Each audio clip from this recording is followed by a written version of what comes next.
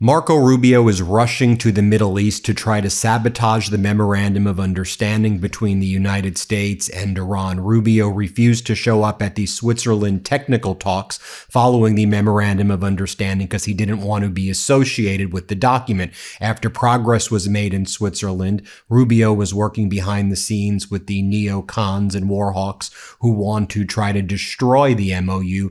Now he's taking a trip to meet with the UAE, Bahrain, and Kuwait to try to undermine the MOU. Since he's traveled to the UAE, he's made numerous statements that directly contradict the wording of the MOU, and he's doing that to try to incite Iran and to try to be provocative to cause breaches of the Memorandum of Understanding. Let's talk about what went down. As I'm sure you know by now, Marco Rubio refused to participate in the technical talks in Switzerland. That is quite literally the job description of the Secretary of State to attend talks like this. Iran's Foreign Minister Araghchi was there. So was their lead negotiator, who's the head of their parliament, MB Ghalibaf. But Rubio showed division right away within the U.S. negotiating team, which is, of course, a sign of weakness when your Secretary of State basically protests even showing up in the first place. So he doesn't go to Switzerland. There appears to be some progress made in Switzerland,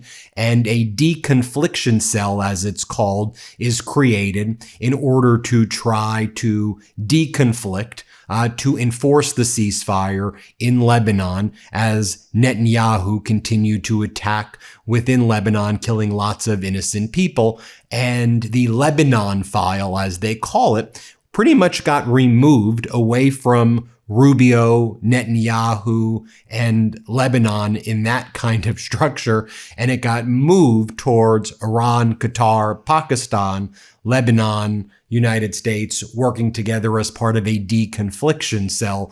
And so Rubio viewed that also as, are you trying to take away the Lebanon file from me, JD Vance? No, I am going to be dealing with Lebanon. Well, you could have showed up at Switzerland if you wanted to and been involved in those talks, but you were trying to sabotage it then as well. So what Rubio's done, though, is he's announced that he's going to take a trip, and he's on that trip right now, to the United Arab Emirates, Kuwait, and Bahrain. You see the U.S. Department of State post right here. Secretary Rubio's traveled to the UAE, Kuwait, and Bahrain, June 23rd through June 25th. Here's how they describe it on the State Department website. Again, he couldn't be bothered with the Switzerland talks, but now he's going to meet with the UAE, Kuwait, and Bahrain. And it says, the secretary will discuss a range of regional priorities, including the Memorandum of Understanding with Iran, efforts to secure full and free safe transit through the Strait of Hormuz, and the importance of peace and stability in the region. In Bahrain, the secretary will also meet with the Gulf Cooperation Council to discuss shared priorities across the region. Now, we know from reporting from MS Now, New York Times, Washington Post, and others that Rubio refused to show up and have any association with the Memorandum of Understanding and the technical talks. Here's how it's being described in this article from MS Now. The choice of Vance, an anti-interventionist with limited high-level foreign policy experience, as the lead negotiator and defender of the 14-point interim Memorandum of Understanding, surprised some inside the White House in its orbit. One White House official who was granted anonymity to speak openly about internal dynamics said Secretary of State Marco Rubio, the nation's top diplomat, avoided becoming the face of the deal because he understood how unlikely it was to succeed. Vance, by contrast, believes a triumphant deal with Iran is not out of reach, the official told MS Now. I think that goes and tells you what low character Marco Rubio it is. I'm not trying to defend JD Vance here, but as the Secretary of State, you're supposed to be in talks like this. Instead, he went to the United Arab Emirates, Bahrain, and Kuwait, and here he is as he lands in Abu Dhabi, and Rubio basically starts saying that the MOU and the subsequent technical discussions that Rubio didn't show up at are meaningless because there are super secret agreements that he says Iran agreed to that aren't in writing, but he says they, being Iran, know what they agreed to, and so they better deal with it, or else Donald Trump will have an important decision to make in the next 60 days. So Rubio saying the MOU and the subsequent joint statement that came out of Switzerland, don't look at the writing, look at the secret deal that Rubio knows about. And again, this is provocative language intended to incite Iran that previously said, we're going to go by what's in writing and do not listen to these provocateurs who were trying to sabotage the deal. Watch what Rubio said as he was landing in Abu Dhabi. Let's play it. Yesterday, the Iranians said that they had not agreed to inspections, i.e. contradicting what Vice President Vance said. What is your understanding of what Well, we know what they agreed to. I don't know why they have to say the things they say. Whatever their internal or domestic politics is, I guess they'll navigate it. But we know what they agreed to do, and now they'll either do it or they won't. And if they do, the process moves forward. And if they don't, the president will have some decisions to make. Now, Rubio also says, look, I'm here to talk to our partners, like the UAE. And then he says, and when we talk about this MOU, there's really no deal yet. We're still 1 day out, 2 days out. So no one can actually expect this thing to really be a binding deal. Again, think about the language that Rubio is using, which is, and he doesn't show up in Switzerland, this is the language of someone who's trying to sabotage the deal. And he seems to be upset that there was some progress made in Switzerland, which has resulted in some more traffic coming out of the Strait of Hormuz. I mean, not anywhere near pre-war levels, but here's what he says. Play this clip. Are you offering the partners about regional security? Well, we have long-standing relationships and partnerships with the three countries I'm visiting. And we're here in the United Arab Emirates. I don't know of anyone who's been stronger with the United States over the last 6 months. They've been phenomenal. I mean, for a long time, but certainly over the last 6 months.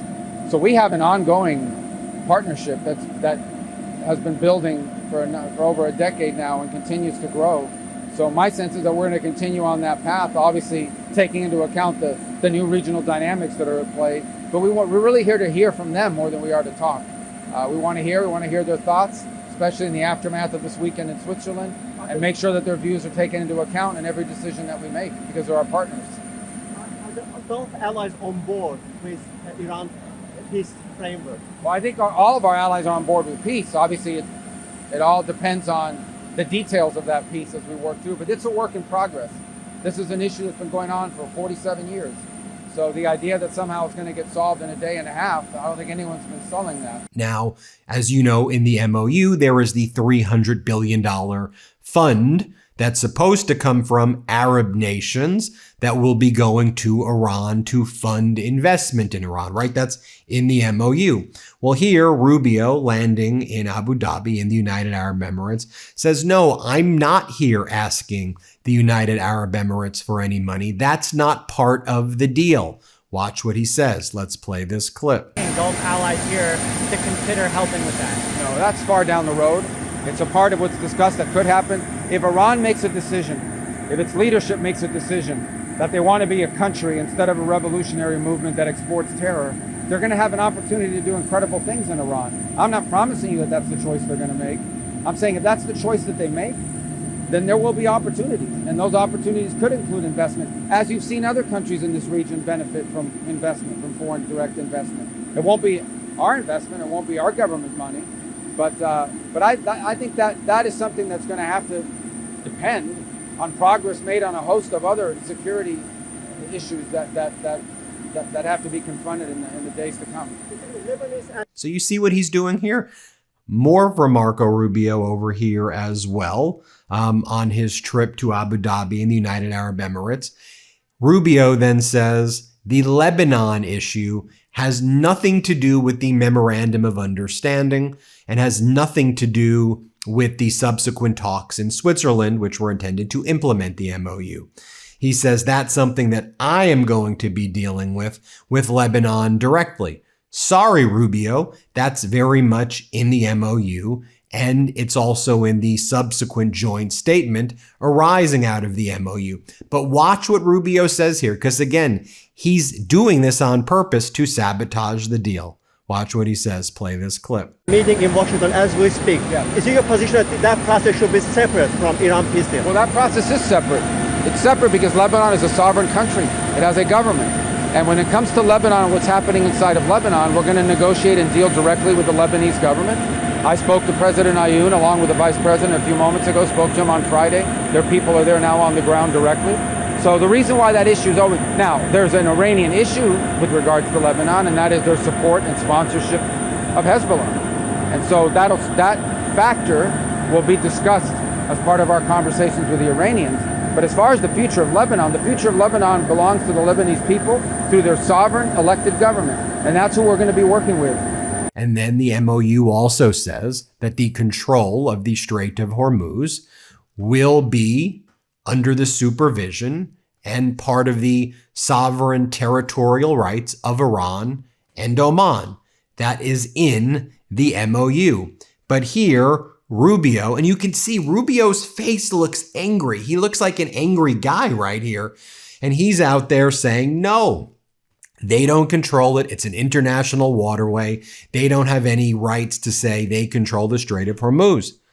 Whatever you think about what Rubio is saying is irrelevant, because that's what's in the MOU, that Rubio has refused to participate in the process and in Switzerland, but now he wants to go to the UAE and Bahrain and Kuwait and say, look, I'm your guy. JD doesn't know what the hell he's doing. I'm your guy. We'll come up with the plan when this MOU dissolves. Watch what he says. Here, play this clip. About Hormuz, if possible, can the U.S. and allies, can they guarantee navigation, freedom of navigation in the strait? Well, that's the law. It's an international waterway. No country is allowed to charge tolls or fees on an international waterway. That's existing international law. That's the way it is in international waterways all over the world, and that's the way we expect it'll be here. So I don't think we have anybody to convince around here in that regard. I think all the countries in this region would agree with us. This episode is brought to you by IQ Bar, our exclusive snack, hydration, and coffee sponsor. IQ Bar protein bars, IQ Mix hydration mixes, and IQ Joe mushroom coffees are delicious, low-sugar brain and body fuel you need to win your day. The Ultimate Sampler Pack is a great way to try all IQ Bar products and flavors. You get 9 IQ bars, 8 IQ Mix sticks, and 4 IQ Joe sticks. All IQ Bar products are clean label certified and entirely free from gluten, dairy, soy, GMOs, and artificial ingredients. All IQ Bar products are packed with clean, delicious ingredients that keep you physically and mentally fit, like magnesium, lion's mane, and more. There are plenty of flavor combinations to choose from across all IQ Bar products, from mint chocolate chip protein bars to blueberry pomegranate hydration mixes to vanilla spice coffee, and even a limited edition and seasonal flavors as well. With over 20,000 5-star reviews and counting, more people than ever are fueling their busy lifestyles with IQ Bar's brain and body boosting bars, hydration mixes, and mushroom coffees. Their Ultimate Sampler Pack includes all 3. IQ Bar has become part of my daily routine, whether it's starting my morning with IQ Joe, grabbing an IQ Bar, or IQ Mix to refuel or rehydrate after a hard workout. IQ Bar is the best. And right now, IQ Bar is offering our special podcast listeners 20% off all IQ Bar products, including the Ultimate Sampler Pack plus free shipping. To get your 20% off, text TRUTH to 64,000. Text TRUTH to 64,000. That's TRUTH to 64,000. Message and data rates may apply. See terms for details. And then Rubio escalates even more. And then Rubio attacks Iran. And he said, we can't have an end to these hostilities and conflicts as long as the Iranian proxies are launching missiles and drones from Iraq and participating in terrorism like Hamas did and Hezbollah did. And so again here, regardless of what you think about what Rubio is saying, we do have an end of hostilities that we're trying to reach. It's in the MOU and it's in the technical talks that you don't want to be a part of. So Rubio is using the pre-war rhetoric and war rhetoric and not the let's reach resolution rhetoric. Now, you may like Rubio's rhetoric better. I don't know. My only point is that's inconsistent with what the deal is, that Trump signed in Versailles and held up while Rubio was behind him looking all angry. Watch what Rubio says here. Play this clip. We discussed. I think a careful reading of the MOU will see that when you talk about, for example, a complete and end of hostilities in the entire region, well, that's not possible. You can't have the end of hostilities and conflicts in the region as long as Iranian proxies are launching missiles and drones from Iraq and are participating in terrorism like Hamas did and like Hezbollah did. And just so you can see, we go into the writing here of what's in the MOU. Here's the Islamabad MOU between the United States, paragraph 1.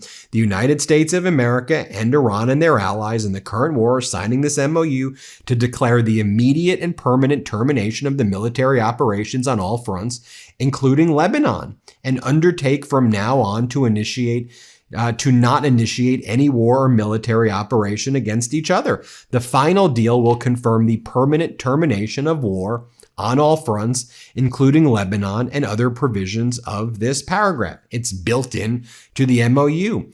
Then we look at the deconfliction cell that's talked about in the joint statement that came out of the Lake Lucerne Bergenstock conference in Switzerland. Moreover, that's what it says. The Qatari and Pakistani mediators read the following statement. Moreover, the parties agreed on the creation of a deconfliction cell between the parties, the Lebanese Republic, and facilitated by the mediators. That means U.S., Iran, Lebanese, Pakistan, and Qatar. And Rubio is saying that's not actually happening. The technical talks will continue on that issue. And so, as Hiba Nassar explained, the Lebanese and Israelis were supposed to discuss deconfliction mechanism this week at the State Department. Instead, a new coordination cell has been announced that includes Lebanon, Iran, the United States, and the mediators, but not Israel. Whether this was coordinated with Rubio remains unclear, but it raises an obvious question. If these issues are now being handled through this new mechanism, what exactly are the Lebanese and the Israeli negotiators supposed to discuss this week? In essence, the Israelis were cut out of the deconfliction cell because they were viewed by the parties in Switzerland as the conflict, as the cause of conflict by invading Lebanon. And so Rubio, remember, the UAE and Bahrain are part of the Abraham Accords, which is that alliance in the first Trump term with Israel. Kuwait is not. But Rubio is trying to bring this back to be controlled by Israel, because that's what Netanyahu and Ben-Gvir and Smotrich want. As Margaret Brennan of CBS explained, a diplomat attending the talks in Switzerland said that an emergency session on the Hezbollah-Israeli ceasefire was added. VP Vance also mentioned it was one of the two main issues tomorrow, though it had previously been handled by, quote, Marco. This is a strategies trift, which had been trying to delink the conflicts, and it wasn't delinked. And it was now part of the memorandum of understanding because it's in there. So that's what's going on behind the scenes. Meanwhile, you have the Prime Minister of Pakistan knows that Rubio will be working with the UAE and Bahrain and others to try to undermine this. And of course, with Netanyahu. Sharif says there are spoilers all over the world who want to scuttle this peace deal. They don't want the Iranian nation, a great nation, to come out of the ashes of war and touch the zenith of glory. Sharif also says the MOU doesn't mention ballistic missiles. It was never on the table. It was never on the agenda. There can't be a double standard where some countries can have ballistic missiles and Iran is not allowed to have them. Iran, of course, can have ballistic missiles. Iran's foreign ministry spokesperson said there's no plans to let the IAE inspect their nuclear facilities. That's not in the MOU. We're not deviating from the MOU. Iran's foreign ministry spokesperson also said Iran's going to do what Iran wants to do with the assets that are now unfrozen. They're not going to be forced to buy agriculture, produce, corn, or other things from the United States of America. They may decide to do that, but they're not required to do that. And then you have the Al-Akhbar report the following: Qatar to mediate indirect Israel-Hezbollah talks as Lebanon folds into the U.S.-Iran track. The Lebanese daily paper, the Al-Akhbar, citing sources close to the talks, reports that Lebanon's war has now been folded into the U.S.-Iran negotiations, Qatar emerging as the lead mediator. The paper describes this as a defeat for the U.S.-Saudi Guardianship Authority in Beirut, its term for Lebanon's Western-aligned political camp. That's what Rubio's trying to fight for, which says had wanted to negotiate directly with Israel and offer concessions. According to the report, U.S. Vice President JD Vance told Lebanese President Joseph Aoun that Lebanon has become a central part of a broader negotiation with Iran. It says the ceasefire, Israeli withdrawal, and post-war arrangements are no longer being handled solely by Lebanon, Israel, and the United States. That was the Rubio track, but within a new framework that includes Iran, Hezbollah, Qatar, Pakistan. Al-Akhbar adds that Hezbollah and Iran would join the body overseeing implementation of the ceasefire and the Israeli withdrawal. And of course, Rubio, Netanyahu, the neocons, the warhawks want to avoid that from happening. I'll remind you of what they're pushing on regime media Fox as well. Some of them are attacking JD Vance from the Rubio camp, like Brian Kilmeade. Here, play this clip right here. Couple of things. If you look at Israel, I think JD Vance has to rethink his attack on Israel. The only reason Israel attacks anyone is because they were attacked. 4 IDF soldiers died. That's why they hit it. But ultimately, here's what JD Vance was saying. You can hear for yourself a very different tone than what Rubio said. Let's play it. Go ahead. Thank you, sir. Jordan Conradson with the Gateway Pundit. I want to talk back to the Lebanon component of the deal. There's a report in Axios that Netanyahu's fuming over this. Israel doesn't feel bound to the MOU as it relates to Lebanon. If, as you mentioned, your frustration with Israel striking in Beirut, hitting apartment buildings, if that continues, could it torpedo the deal? And what would the U.S.'s response be to a broader war in Lebanon involving Israel and Hezbollah? Yeah, well, I don't want to get into hypotheticals that could torpedo the deal, because I think the president's expectation is that all of our friends, the Israelis, the Arabs in the region, we're going to work together and actually see this deal to completion. Now, I saw the Axios report, that Netanyahu is fuming. That's not reflective of the conversations that I've had with him, but maybe he's saying something to somebody else that he's not saying to me. What I will say, and this does bother me, is that you've seen people within Bibi's cabinet who have come out and attacked the deal, and in some ways very personally attacked the president of the United States. And I guess my message to them would be twofold. Number one, Donald J. Trump is the only head of state in the entire world who is sympathetic to the nation of Israel at this moment in time. And he happens to be the head of state of the world's superpower. If I was in the cabinet of the Israeli government, I might not be attacking the only powerful ally that I have anywhere left in the entire world. And the second message I would give to some of those cabinet members, Bibi, to his credit, has not gone down this path, but to some of these cabinet members in Israel who are attacking the President of the United States, the other thing that I would say is that over the last 3 months, 2/3 of the defensive weapons that have protected your homeland have been built by American hands and paid for by American tax dollars. The problem for Israel is not Donald J. Trump. And anybody in Israel who thinks their biggest problem is the President of the United States needs to wake up and smell the reality of the situation that country is in. Thank you all. So there you have it. That's what's going down behind the scenes. And, Rubio, about 12 days ago, the memorandum of understanding that he signed was an MOU with the UFC and a sports diplomacy memorandum of understanding. And that's what, I'm not going to show you the clips there, but they held a whole MOU ceremony with Dana White of the USC saying, look, we're doing sports diplomacy. Important that we understand the subtleties of what's happening behind the scenes here, okay? I know this isn't being reported on corporate news or anywhere else, but this is what we need to be focused on. Hit subscribe. Let's get to 7 million subscribers. Thanks for watching, everybody. Want to stay plugged in? Become a subscriber to our Substack at MeidasPlus.com. You'll get daily recaps from Ron Filipkowski, ad-free episodes of our podcast, and more exclusive content only available at MeidasPlus.com.